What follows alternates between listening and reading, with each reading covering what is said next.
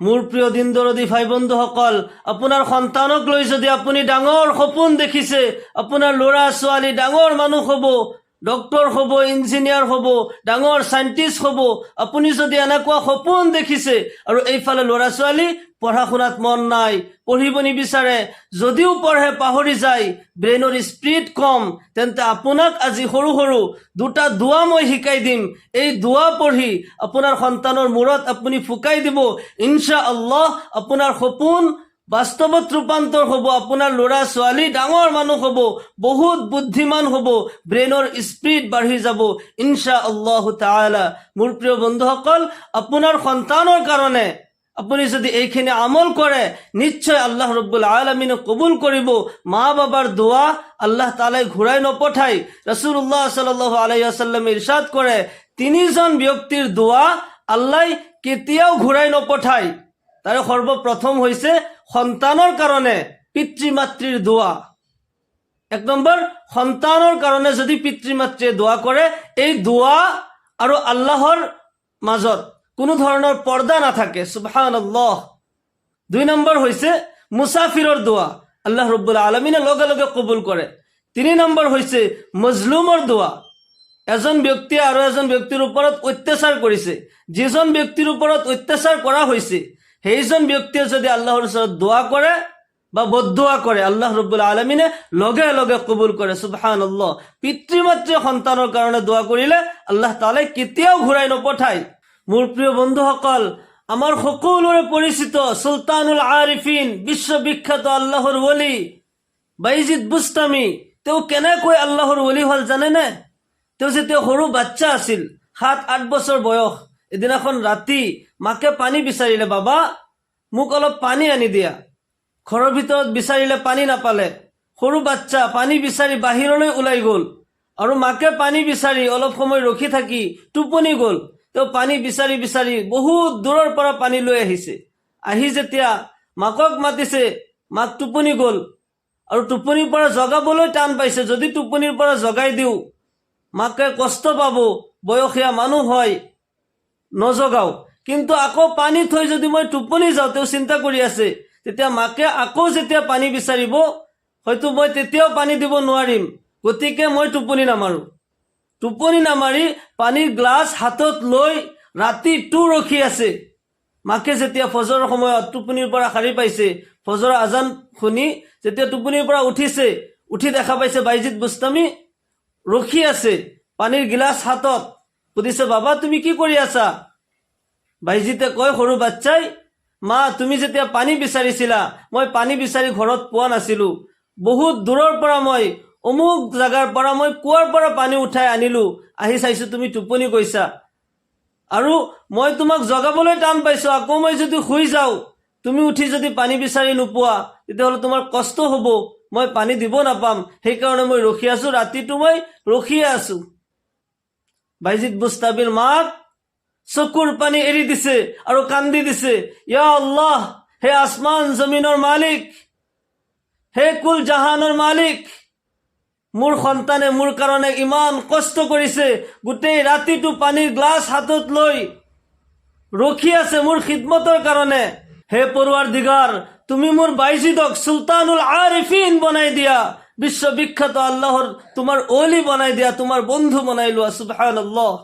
মাকৰ সেই দোৱাত বাইজিদ বুস্তামি চুলতানুল আৰিফিন হৈছে, পৰিচিত বাদশাহ হৈছে, আল্লাহৰ ওলি হৈছে। আজিও তেওঁৰ নাম গুণ গোটেই বিশ্বলৈ বিয়পিছে, আজিও তেওঁৰ নাম গুণ গায়, সুবহানাল্লাহ। মাকৰ দোৱাত সন্তানৰ ভৱিষ্যত ভাল হয়। মাক বাপেকৰ দোৱা বা বদদোৱা সন্তানৰ হকত লগে লগে কবুল হৈ যায়। আপুনি যদি আপোনাৰ সন্তানৰ কাৰণে এই আমল কৰে, এই সৰু সৰু দোৱা পঢ়ি আপুনি আপোনাৰ সন্তানৰ মূৰত ফুকাই দিয়ে, ইনশাআল্লাহ আপোনাৰ সন্তান, আপুনি যি দোৱা কৰিব, আপোনাৰ যি সপোন, আল্লাহ ৰব্বুল আলামিনে পুৰা কৰিব। আল্লাহ তাআলা আপোনাৰ সন্তানৰ ব্ৰেইনৰ স্পীড বঢ়াই দিব। মই এই সৰু সৰু দোৱা দুটা কৈ দিম ইনশাআল্লাহ। এটা দোৱা রাসূলুল্লাহ সাল্লাল্লাহু আলাইহি ওয়াসাল্লামে হযরত আব্দুল্লাহ ইবনে আব্বাস রাদিয়াল্লাহু তাআলা আনহুক পঢ়ি ফুকাই দিছিল, তেওঁ রাইসুল মুফাসসিরিন হৈছিল, সুবহানাল্লাহ।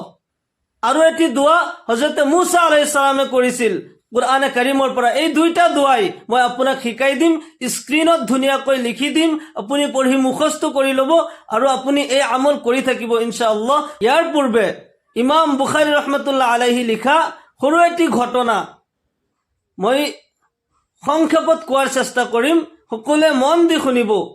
ইমাম বুখাৰী ৰহমতুল্লাহ আলাইহি লিখিছে, বনি ইছৰাইলৰ এজন আল্লাহৰ ওলি আছিল যাৰ নাম হজৰতে জুৰাইজ। তেওঁ আল্লাহৰ ইবাদত কৰাৰ কাৰণে জংঘলত সৰু এটি ঘৰ বনাই, ঝুপুৰি বনাই তাতে আল্লাহৰ ইবাদত কৰি থাকে। এদিনাখন মাকে যাই মাত লগালে, জুৰাইজ কথা শুনাচোন, বাবা মই কিবা এটা ক'ব আহিছো। হজৰতে জুৰাইজ আল্লাহৰ ইবাদত কৰি আছিল, নামাজ পঢ়ি আছিল, তেওঁ মাত লগোৱা নাই। নেক্সট বাৰ আকৌ মাত লগালো, জুৰাইজ কিবা এটা মই ক'ব আহিছো শুনাচোন।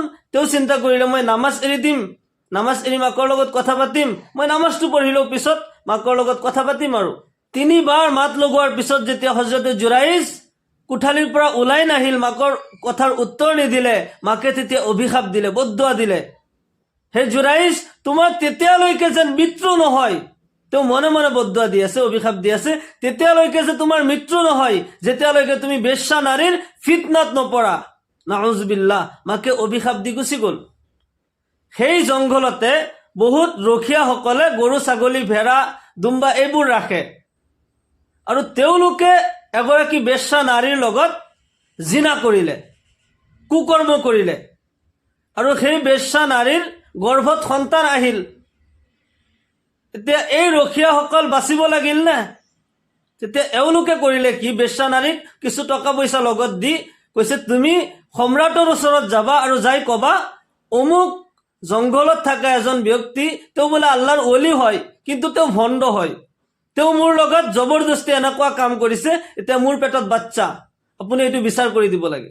বেশ্যা নাৰী, তেওঁ পইচা অলপ পাইছে, সেই হিচাপত যাই তেওঁ সম্ৰাটৰ ওচৰত কথাখিনি ব্যক্ত কৰিছে, হজৰতে জুৰাইজৰ নামত মিথ্যা অপবাদ দিলে। সম্ৰাটে যেতিয়া শুনিলে, অমুক আল্লাহৰ ওলি বুলি শুনিছিলো কিন্তু তেওঁ ইমান ভণ্ড হয়, এনেকুৱা অপকৰ্ম কৰিলে, তেওঁক মাতি অনা হ'ল। তেওঁক যেতিয়া মাতি আনি কথাখিনি সোধা হ'ল, তেওঁ কয় মইতো এইটো কৰা নাই, কিন্তু আকৌ সেই বেশ্যা নাৰীগৰাকীয়ে স্পষ্ট প্ৰমাণ দি আছে মোৰ পেটত বাচ্চা, এও এই কাম কৰিছে। সম্ৰাটে এতিয়া ফয়সালা কৰিলে হজৰতে জুৰাইজক ফাঁচি দিয়া হ'ব। অমুক দিন তাৰিখ ঠিক কৰা হ'ল, তেওঁক ফাঁচি দিয়া হ'ব। হজৰতে জুৰাইজে এতিয়া চিন্তা কৰি আছে, মইতো এই কাম কৰা নাই, মই এই পাপ কৰা নাই, কিন্তু মোৰ ফাঁচি হ'ব, কাৰণটো কি? তেওঁ চিন্তা কৰি কৰি মই কি ভুল কৰিছো চিন্তা কৰি কৰি কৰি কৰি তেওঁ পালে, হ'ব পাৰে মোৰ মায়ে মোক অভিশাপ দিব পাৰে, যদি মাকে অভিশাপ দি থাকে তেতিয়াহ'লে মই বেলেগ কোনো পাপ নকৰিলেও মোৰ এই শাস্তি হ'ব পাৰে। তেওঁ দৌৰি নিজৰ ঘৰত গ'ল, গৈ মাকৰ ওচৰত গোটেই কথাখিনি কৈ আছে, হে মা তুমি মোক জানা, বেলেগ কোনেও চিনি নাপালে, তুমিতো মোক চিনি পোৱা, মই সৰুৰ পৰা কোনো পাপ কৰা নাই, তেতিয়াহ'লে মই এই বেশ্যা নাৰীৰ ফিতনাত কিয় পৰিলো, মোৰ কিয় এতিয়া ফাঁচি হ'ব লাগে? তুমি কেতিয়াবা মোক অভিশাপ দিছা নেকি? তুমি মোক কোৱাচোন, যদি মোক কোনো অভিশাপ দিছা তেতিয়াহ'লে তুমি মোক কোৱা। তেতিয়া মাকে কৈ আছে, অমুক দিন মই তোমাক মাত লগাইছিলো মনত আছে? তেতিয়া তেওঁতো মনত পৰি গৈছে, হয় তেতিয়া মই অভিশাপ দিছিলো, তুমি যেতিয়া নাহিলা মোৰ বহুত কষ্ট লাগিছিল, মই বহুত আঘাত পাইছিলো, মই অভিশাপ দিছিলো যেতিয়ালৈকে তুমি বেশ্যা নাৰীৰ ফিতনাত নপৰা তোমাৰ যেন মৃত্যু নহয়, সেইকাৰণে এই বেশ্যা নাৰীৰ ফিতনাত তুমি পৰিছা। হজৰতে জুৰাইজ মাকৰ হাতে ভৰিয়ে ধৰি মাকৰ পৰা ক্ষমা বিচাৰি আছে, মা তুমি মোক মাফ কৰি দিয়া, তোমাৰ অভিশাপত যদি মোৰ জীৱন ধ্বংস হ'ব পাৰে, তোমাৰ আশীৰ্বাদত মোৰ জীৱন ভাল নিশ্চয় হ'ব পাৰে, হে মা তুমি মোক মাফ কৰি দিয়া। হজৰতে জুৰাইজৰ মাকে এতিয়া হাত তুলি আল্লাহৰ ওচৰত দোৱা কৰি আছে, ইয়া আল্লাহ মোৰ জুৰাইজক তুমি মাফ কৰি দিয়া, ইয়া আল্লাহ মই অভিশাপ দিয়াৰ কাৰণে তাৰ জীৱন ধ্বংসৰ পথলৈ পৰিণত হৈ আছে, ইয়া আল্লাহ তুমি মোক মাফ কৰি দিয়া আৰু মোৰ সন্তানক তুমি অভিশাপ মুক্ত কৰি দিয়া, এই মিথ্যা অপবাদৰ পৰা মোৰ সন্তানক তুমি ৰক্ষা কৰা, তুমি পবিত্ৰ কৰি দিয়া। হজৰতে জুৰাইজৰ মাকে দোৱা কৰিলে। পিছদিনা যেতিয়া সম্ৰাটৰ আদেশ অনুসৰি হজৰতে জুৰাইজক ফাঁচী ঘাটত লৈ গ'ল, এজন আল্লাহৰ ওলি এটা অপকৰ্ম কৰিছে, তেওঁ কেতিয়া ফাঁচী হৈ আছে, চাৰিওফালে মানুহ ৰখি আছে, চাই আছে, হজৰতে জুৰাইজক প্ৰশ্ন কৰিছে সম্ৰাটে যে তোমাৰ পক্ষত কোনো সাক্ষী আছে নেকি? তোমাৰ বাচাৰ এটা চান্স দিছো, যিহেতুকে তোমাক আল্লাহৰ ওলি বুলি মই আগৰ পৰা জানিছিলো, তোমাৰ পক্ষত কোনো সাক্ষী আছে নেকি? হজৰতে জুৰাইজৰ অন্তৰত আল্লাহৰ পক্ষৰ পৰা ইলহাম আহি গ'ল। তেওঁ ক'লে, মোৰ সাক্ষী আছে, যি বাচ্চাৰ কথা মোক অপবাদ দি আছে সেই বাচ্চাই মোৰ সাক্ষী হয়। সুবহানাল্লাহ। সেই বাচ্চাৰ তেতিয়া 7 দিনৰ বয়স আছিল। মাকক বাচ্চাক হাজিৰ কৰা হ'ল। 7 দিনৰ শিশুক হজৰতে জুৰাইজ সুধি আছে, হে বাচ্চা, আল্লাহৰ হুকুমত তুমি উত্তৰ দিয়া, তোমাৰ বাপেক কোন হয়? 7 দিনৰ শিশুই আল্লাহু আকবাৰ, 7 দিনৰ শিশুই কথা কৈ আছে স্পষ্ট কৰি, মোৰ বাপেক হজরতে জুরাইজ নহয়, এজন আল্লাহর ওলি হয়, মোর বাপেক অমুক রখিয়া হয়, অমুক রাখাল হয়। সুবহানাল্লাহ। হজরতে জুরাইজর পবিত্রতার বর্ণনা করিলে আৰু এই অভিশাপৰ পৰা আল্লাহ ৰব্বুল আলামিনে মুক্ত কৰি দিলে। সেই কাৰণে মাকৰ বাপেকৰ দোৱা বা বদদোৱা দুইটাই সন্তানৰ হকত কবুল হৈ যায়। সন্তানক যাতে আমি কেতিয়াও অভিশাপ নিদিওঁ। সন্তানে যদি কিবা ভুল কৰে, বুজি নাপায়, আমি তেওঁলোকৰ কাৰণে, আমাৰ সন্তানৰ কাৰণে আল্লাহৰ ওচৰত দোৱা কৰোঁ, ইয়া আল্লাহ, মোৰ সন্তানক তুমি হিদায়ত দিয়া। সন্তানৰ কাৰণে দোৱা কৰিব লাগে, অভিশাপ দিব নালাগে। আপোনাৰ সন্তান লিখা পঢ়াত মন নকৰে, পঢ়িলেও মনত নাথাকে, আপোনাৰ সন্তান দুষ্ট হয়, আপোনাৰ সন্তানৰ কাৰণে আপুনি এইখিনি আমল প্ৰতি ৰাতিয়ে কৰিব। যেতিয়াই টোপনি যায় ৰাতি, আপুনি আপোনাৰ সন্তানৰ ওচৰত বহি বা থিয় হৈ 7 বাৰকৈ এই দুটি দোৱা আপুনি পঢ়িব। ইনশাআল্লাহ আপোনাৰ সন্তানৰ ব্ৰেইনৰ স্পীড বাঢ়ি যাব, আপোনাৰ সন্তান বিশ্ববিখ্যাত আলিম হ'ব, ডক্টৰ, ইঞ্জিনিয়াৰ, আপোনাৰ যি সপোন, আপোনাৰ সপোন বাস্তৱত ৰূপান্তৰ হ'ব ইনশাআল্লাহ তাআলা। আপুনি প্ৰতি ৰাতিয়ে এই আমল কৰি যাব।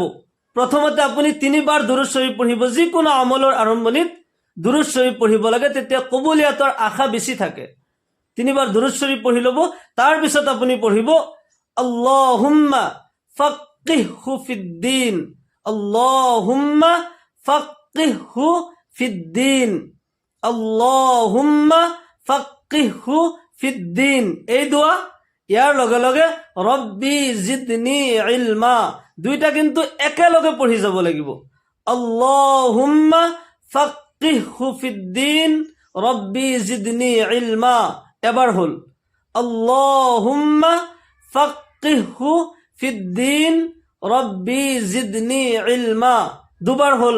এনেকুৱাকে আপুনি 7 বাৰ পঢ়িব। পঢ়ি আকৌ 3 বাৰ দুৰুদ শৰীফ পঢ়িব। পঢ়ি আপোনাৰ সন্তানৰ মূৰত ফুকাই দিব। আপুনি প্ৰতি ৰাতিয়েই এনেকুৱাকে আমল কৰি থাকিব। ইনশাআল্লাহ আপোনাৰ সন্তানৰ ব্ৰেইন চোকা হ'ব, ব্ৰেইনৰ স্পীড বাঢ়ি যাব, পঢ়া শুনাত মন কৰিব, বুদ্ধিমান হ'ব, বিশ্ববিখ্যাত শিক্ষিত মানুহ হ'ব। ইনশাআল্লাহ আপোনাৰ সন্তানৰ কাৰণে আপুনি এইখিনি যদি আমল কৰে, ইনশাআল্লাহ আপুনি ফল পাব। প্ৰতি ৰাতিয়ে এইখিনি আমল আপুনি কৰি থাকিব। আল্লাহ ৰব্বুল আলামিনে আমাৰ সকলোৰে ল'ৰা ছোৱালীক মাক বাপেকৰ ফৰমা বৰদাৰ হৈ মাক বাপেকক মানি চলাৰ তৌফিক দান কৰক। আমাৰ সকলোৰে ল'ৰা ছোৱালীক দুনিয়া আৰু আখিৰাতত কামিয়াবি দান কৰক। সকলোৱে কওক আল্লাহুম্মা আমিন। সকলোৱে কমেণ্ট বক্সত আমিন বুলি লিখিব। আল্লাহ ৰব্বুল আলামিনে আমাক সকলোকে এই আমলৰ পৰা উপকৃত হোৱাৰ তৌফিক দান কৰক। আমিন। ওয়া আখিৰু দাওয়ানা আনিল হামদুলিল্লাহি ৰাব্বিল আলামিন। আসসালামু আলাইকুম।